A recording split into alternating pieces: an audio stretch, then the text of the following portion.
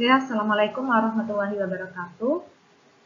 Jadi pada kesempatan kali ini saya Aulia Fajrin akan menjelaskan mengenai struktur atom dan kristal, di mana materi ini merupakan salah satu dari materi mata kuliah untuk pengetahuan material.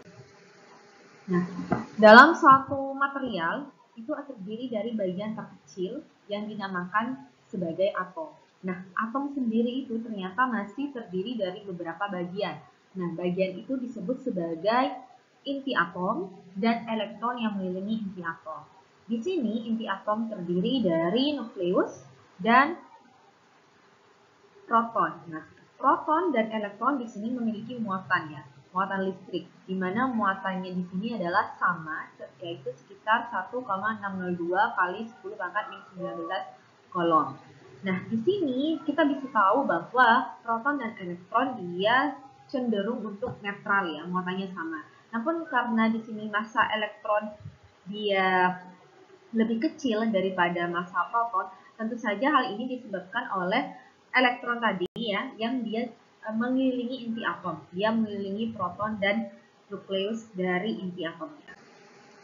Kemudian di sini setiap unsur kimia ya, setiap material diidentifikasi berdasarkan jumlah proton yang terdapat dalam inti atom, dan di sini dalam tabel periodik dinamakan sebagai nomor atom yang disimbolkan dengan huruf Z. Nah, di sini unsur yang terbentuk secara alami memiliki rentang jumlah protonnya dan nomor atomnya dari 1 sampai dengan 92. Dan di sini massa atom yang disimbolkan dengan A ya, yang disimbolkan dengan huruf A pada tabel periodik merupakan jumlah massa proton dan massa neutron, karena di sini massa atom adalah massa dari inti atomnya, di mana massa elektron sendiri seperti tadi yang sudah disampaikan, dia cenderung untuk berikatan dengan atom lainnya. Dan di sini jumlah proton dan neutron tidak selalu sama ya. Jumlah proton dan neutron tidak selalu sama. Atom yang sama tapi memiliki massa atom yang berbeda disebut dengan isotop. Nah, di sini dapat diketahui bahwa untuk mengetahui dari massa unit atomnya dia disebut dengan atomic mass unit. Nah, di sini seperti tadi yang sudah saya sampaikan, simbol-simbol yang tadi, massa atom dan nomor massa dia disimbolkan dengan A ya. Kemudian A di sini sesuai dengan formulanya sama dengan Z, di mana Z di sini adalah jumlah proton atau nomor atom plus N ya, plus jumlah neutronnya.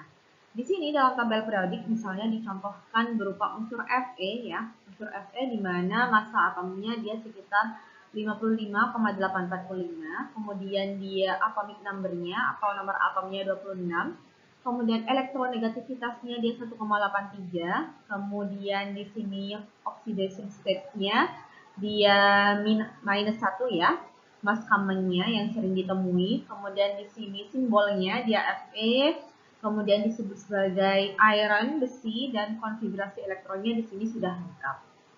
Jadi dalam setiap mol terdapat atom atau molekul sebanyak 6,022 kali 10 pangkat 23. Nah, ini contoh dari gambaran tabel periodik dari unsur ya, of the elements. Jadi dari suatu unsur, dimana kalau yang baris di sini ya, baris di sini dia disebut sebagai periode. Jadi kalau baris di sini baris 1, baris 2, baris 3 dia disebut sebagai periode. Kemudian di sini 1 ya, 1 yang dia berupa kolom, 1, 2 dia disebut sebagai golongan. Nah, di sini elektron dalam atom jadi dijelaskan dalam teori Bohr, di mana di sini partikel bermuatan negatif yang mengelilingi inti atom itu disebut sebagai elektron. Dan elektron yang menempati orbit tertentu ya, dan dia mengelilingi inti atom dengan jumlah tertentu pada setiap orbitnya. Jadi nggak sembarang mengelilingi inti atom. Jadi dalam setiap orbit itu terdapat jumlah elektron yang berbeda. Dan orbit ini, orbit tempat mengelilingi inti atomnya, itu disebut sebagai kulit atom. Nah, kulit atom sendiri terdiri, masih ada bagian-bagian lagi, terdiri dari banyak sub kulit atom. Jadi di sini bisa kita lihat ada orbital elektron ya. Kemudian di sini ada nukleusnya atau inti atomnya. Jadi ini model atom Bohr. Selanjutnya di sini adalah konfigurasi elektron ya. Jadi konfigurasi elektron sendiri, misalnya nomor kulit 1, di sini nama kulitnya dia disebut sebagai K. Kemudian jumlah elektronnya dalam kulit tersebut, dalam orbit tersebut dia 2. Kemudian nama subkulitnya di sini dia disimbolkan dengan S kecil dan jumlah elektronnya di sini ada 2. Begitu juga dengan nomor kulit 2, 3, dan 4 di mana dia memiliki nama kulit atom, jumlah elektron, nama subkulit atom, dan jumlah elektron yang berbeda. Kenapa? Karena jumlah dari elektron yang mengelilingi inti atom dalam suatu orbit itu tentu saja berbeda, seperti tadi yang digambarkan dalam model atom Bohr. Selanjutnya di sini adalah konfigurasi elektron ya. Jadi di sini elektron valensi ya, atau elektron yang menempati orbit terluar dari kulit atom ya, itu biasanya dia cenderung untuk berikatan dengan atom yang lain elektronnya.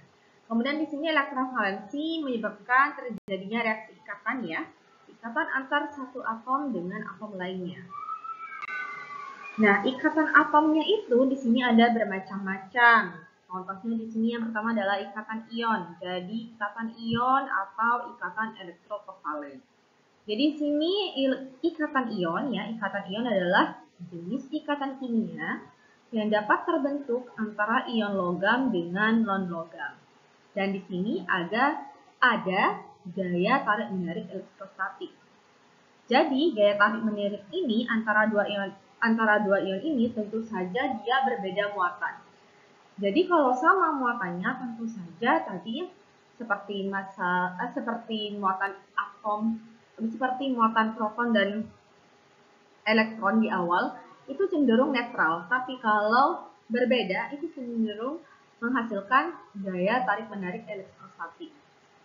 Jadi di sini gaya tarik-menarik dua ion ini disebut dengan gaya Coulomb atau gaya elektrostatis.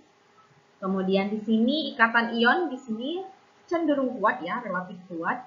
Dan pada temperatur kamar 25 derajat Celcius, semua senyawa ion berupa zat padat kristal dengan struktur tertentu. Jadi dia berupa fase padat.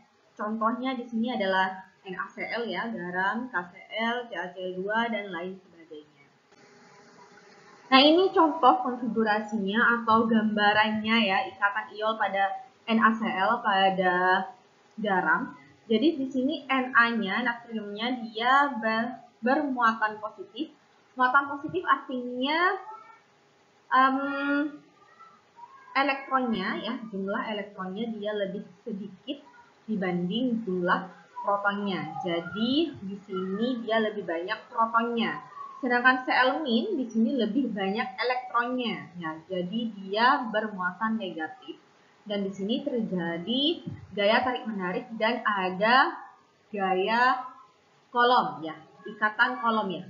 Gaya Coulombic bonding force. Jadi ada gaya ikatan Coulomb namanya. Kemudian yang kedua adalah ikatan kovalen. Jadi ikatan kovalen di sini ikatan yang terjadi karena elektronnya dipakai bersama-sama oleh dua atom yang berikatan. Dan di sini ada suatu keadaan di mana salah satu atom dia yang akan berikatan dengan atom lain, dia tidak mampu melepaskan elektron. Jadi elektronnya itu tetap ada dalam inti atom, elektronnya itu tetap ada dalam atom A, tapi dia juga berikatan dengan atom B, misalnya seperti itu. Dan di sini terjadi pada atom-atom non-logam contohnya. Di sini contohnya ada H2, Cl2, F2, dan lain sebagainya. Kemudian di sini ikatan kovalen molekul CH4 ya, contoh dari ikatan kovalen tadi yang dia berupa ikatan non-logam. Jadi ada elektron yang dipakai bersama-sama oleh unsur hidrogen dan karbon. Jadi share electron from hidrogen. Jadi di sini elektronnya dia berasal dari hidrogen, unsur hidrogen yang dia berikatan dengan karbon. Jadi di sini ada shared electron